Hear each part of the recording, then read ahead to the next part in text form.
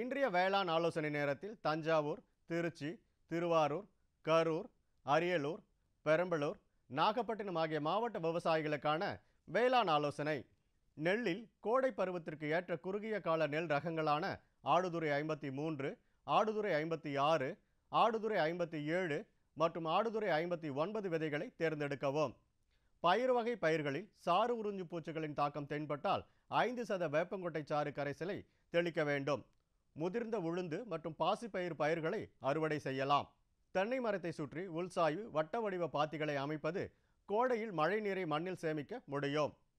வாழை மரங்கள் காற்றினால் சாயாமல் இருக்க வாழை மரங்களுக்கு முட்டு கொடுத்து பாதுகாக்கவும். கோடை காலத்தில் கால்நடைகளுக்கு ஒட்டுண்ணி தாக்கம் அதிகம் ஏற்படக்கூடும். இதனால் கால்நடைகளுக்கு இரத்த சோகை மற்றும் பிற நோய்கள் ஏற்பட நேரிடும். இதனால் கால்நடைகள் சோர்வுடன் தீவனம் உட்கொள்ளா வண்ணம் காணப்படும். இவற்றிலிருந்து கால்நடைகளை பாதுகாக்க 3 மில்லி லிட்டர் பியூடாக்ஸ் மருந்தை 1 லிட்டர் தண்ணீரில் கலந்து துணியின் மூலம் துடைக்கவும்.